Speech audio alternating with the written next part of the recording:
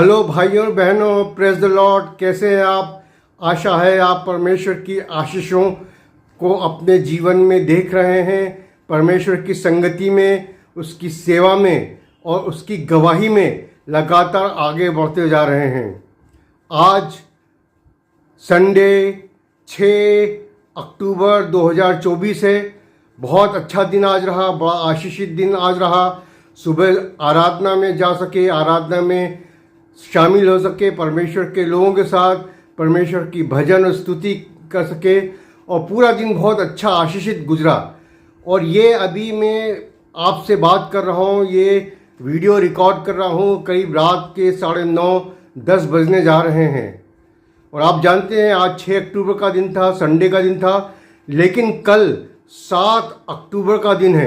जी हाँ, 7 अक्टूबर की तारीख बहुत ही इतिहास में महत्वपूर्ण हो गई है, क्योंकि 7 अक्टूबर को ही एक साल पहले हमास ने अचानक इजराइल में घुसकर हमला कर दिया था। करीब 3,500-4 हजार आतंकवादी घुस गए थे और करीब 1200 लोगों को उन्होंने कत्ल कर दिया था। और जिस तरह से मारा था उसका वर्णन करना बहुत मुश्किल है। बच्चे, लेडीज और फैमिली सबको बुरी तरह से जिंदा जलाया गया, मारा गया। 200-250 लोगों को वो बंधुआ करके ले गए और करीब 100 लोग अभी भी उनके बंधन में हैं और पता नहीं कितने लोग जीवित हैं और किस दशा में हैं। तो इस घटना को 1 साल होने जा रहा है। और इस घटना के बाद आप जानते हैं कि इजराइल ने एक युद्ध छेड़ रखा है पिछले 1 साल से, और कहते हैं कि 40-42 हजार लोग गाजा में मारे जा चुके हैं। लेकिन 8 अक्टूबर से ही लेबनान से हिजबुल्ला, जो कि प्रॉक्सी आतंकवादी ग्रुप है ईरान का, वो रॉकेट दागता रहा था 1 साल तक। और पिछले कुछ हफ्तों से इजराइल ने वहाँ भी अपनी बमबारी शुरू कर दी है और फिर ईरान ने हमला किया। मुझे लगता है कि आपको ये सारी जानकारी है, लेकिन फिर पिछले हफ्ते इजराइल ने कहा कि हम ईरान ने जो हमला किया था, करीब 180 और 200 बैलिस्टिक मिसाइल्स इजराइल पे दागी थी। तो इजराइल ने कहा, प्रधानमंत्री बेंजामिन नेतन्याहू ने कहा कि हम इसका बदला लेंगे। तो आज रात जब मैं आपसे बात कर रहा हूँ तो मुझे ये बात समझ में नहीं आ रही है कि इजराइल ने जो कहा है वो करेगा ज़रूर, लेकिन कब करेगा? क्या कल, या जब आप इस वीडियो को देख रहे होंगे तो आज यानी 7 अक्टूबर को ये होगा? क्या 7 अक्टूबर यानी उस हमले की, आतंकवादी हमले की बरसी पर इजराइल हमला करेगा या कुछ दिन और गुजारेगा? इस समय आपको मालूम होना चाहिए कि इजराइल में त्योहारों का समय चल रहा है। नव वर्ष जो रोश हशन्ना था वो 2, 3 और 4 अक्टूबर को तो हो गया, और लोग सोच रहे हैं कि रोश हशन्ना के बाद अब इजराइल हमला करेगा। लेकिन अभी प्रायश्चित का दिन बाकी है जो कि 13 अक्टूबर को होगा। दोस्तों, प्रायश्चित का दिन वो दिन होता है जब साल में एक बार महायाजक महापवित्र स्थान में जाकर वहां पर लहू छिड़कता था और पूरे देश के लिए पापों की क्षमा मांगता था।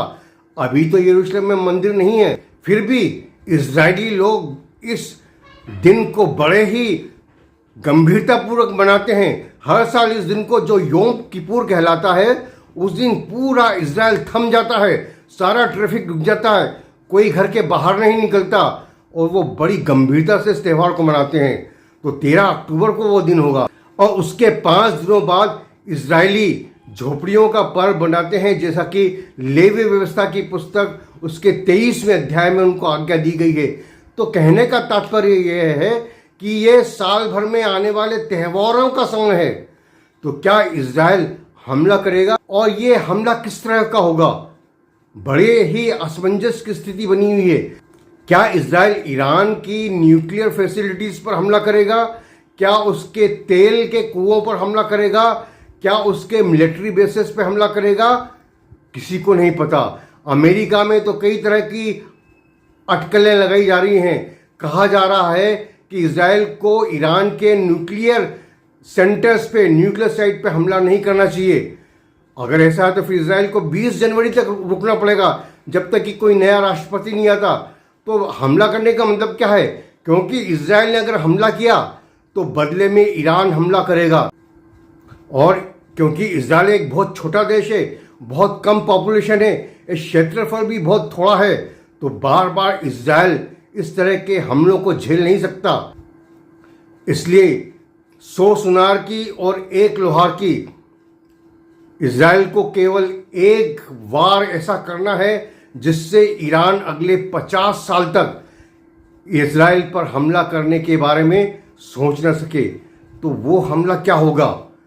क्या ईरान पर इजराइल न्यूक्लियर अटैक भी कर सकता है?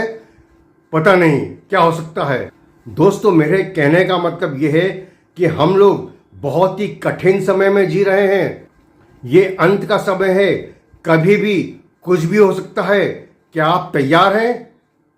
क्या आप जगे हुए हैं या आत्मिक रूप से सो रहे हैं?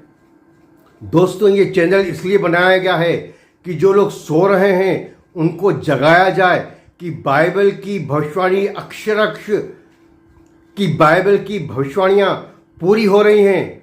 और ये समय नहीं सोने का दोस्तों, ये समय है उठकर जागने का, ये समय है प्रार्थना करने का, क्योंकि क्लेश और महाक्लेश का समय बहुत करीब है। इस संसार पर बहुत ही बुरा समय आने वाला है।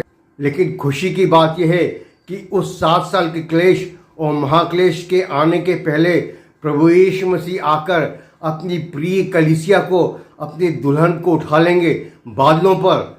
और हमें, मुझे और आपको जो परमेश्वर से प्यार करते हैं, प्रभु यीशु मसीह को जिन्होंने अपना जीवन दिया है, उनको ये 7 साल के क्लेश और महाक्लेश से गुजरना नहीं पड़ेगा। तो बहुत ही मगन और आनंदित होने का विषय है, क्योंकि मुझे और आपको ये धन्य आशा दी गई है। ये आशा संसार के दूसरे लोगों के पास नहीं है, वो तो नाश की तरफ बढ़ रहे हैं, लेकिन ये आशा मेरे और आपके पास है। तो क्या आप सजग हैं? क्या आप जगे हुए हैं? दोस्तों, कभी भी कुछ भी हो सकता है। आप रैप्चर के लिए तैयार रहें। परमेश्वर आपको आशीष दे और आपको अपनी संगति में, अपने ज्ञान में और अपनी बुद्धि में आगे बढ़ाता जाए। परमेश्वर आपके साथ हो। आमीन।